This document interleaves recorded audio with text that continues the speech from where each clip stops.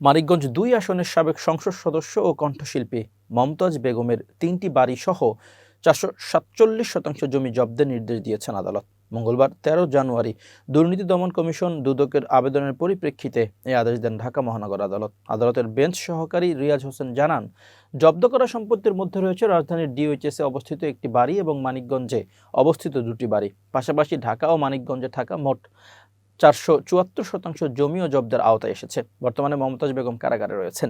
তার বিরুদ্ধে হত্যা মামলা সহ একাধিক মামলা রয়েছে। এছাড়া তার বিরুদ্ধে মানি লন্ডারিংয়ের অভিযোগও রয়েছে, যা বর্তমানে দুদক তদন্ত করছে। দুদকের উপপরিচালক মোহাম্মদ সিরাজুল হক সম্পত্তি জব্দের আবেদন করেন। আবেদনে বলা হয়, মমতাজ বেগম ও তার স্বার্থ সংশ্লিষ্ট ব্যক্তি ও প্রতিষ্ঠানের বিরুদ্ধে মানি লন্ডারিংয়ের অভিযোগ রয়েছে।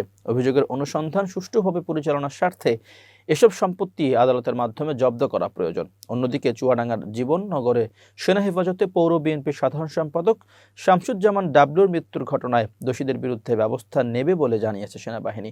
মঙ্গলবার অফিসিয়াল ফেসবুক পেজে এক সংবাদ বিজ্ঞপ্তিতে কথা জানিয়েছে আন্তঃবাহিনী জনসংযোগ পরিদপ্তর আইএসপিআর।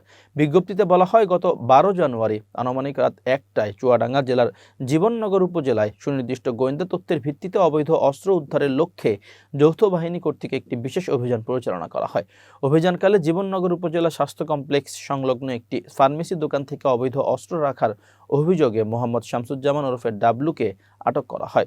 পরবর্তীতে আটককৃত ব্যক্তির প্রদত্ত তথ্যের ভিত্তিতে টহল দল উক্ত ফার্মেসিতে তল্লাশি পরিচালনা করে এবং একটি ৯ মিমি পিস্তল, একটি ম্যাগাজিন ও 4টি গুলি উদ্ধার করে। অভিযান শেষে আটক ব্যক্তি হঠাৎ অসুস্থ হয়ে অচেতন হয়ে পড়লে তাকে দ্রুত জীবননগর উপজেলা স্বাস্থ্য কমপ্লেক্সে নেওয়া হয়। পরবর্তীতে আনুমানিক রাত ১২টা ২৫ কর্তব্যরত চিকিৎসক তাকে মৃত ঘোষণা করেন। এই ঘটনাটি অনাকাঙ্ক্ষিত, দুঃখজনক ও কোনোভাবেই গ্রহণযোগ্য নয় উল্লেখ করে বিজ্ঞপ্তিতে বলা হয়, ইতোমধ্যে উক্ত ক্যাম্পের ক্যাম্প কমান্ডার ও অভিযানে অংশগ্রহণকারী সব সেনা সদস্যকে সেনানিবাসে প্রত্যাহার এবং সঠিক কারণ উদ্ঘাটনের উদ্দেশ্যে একটি উচ্চপদস্থ তদন্ত কমিটি গঠন করা হয়েছে।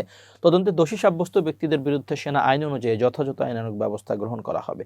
এদিকে ঘটনার পর এলাকায় উত্তেজনা ছড়িয়ে পড়লে সোমবার রাত ২টার দিকে পরিস্থিতি নিয়ন্ত্রণে ঘটনাস্থলে ছুটে যান চুয়াডাঙ্গা জেলা বিএনপি সভাপতি ও চুয়াডাঙ্গা ২ আসনের বিএনপির মনোনীত প্রার্থী মাহমুদ হাসান খান বাবু। তিনি বিক্ষুব্ধ নেতাকর্মীদের সঙ্গে কথা বলেন এবং শান্ত থাকার আহ্বান জানান। রাত ২:৩০টার দিকে তিনি হাসপাতালের ভেতরে গিয়ে প্রকৃত পরিস্থিতি জানার চেষ্টা করেন।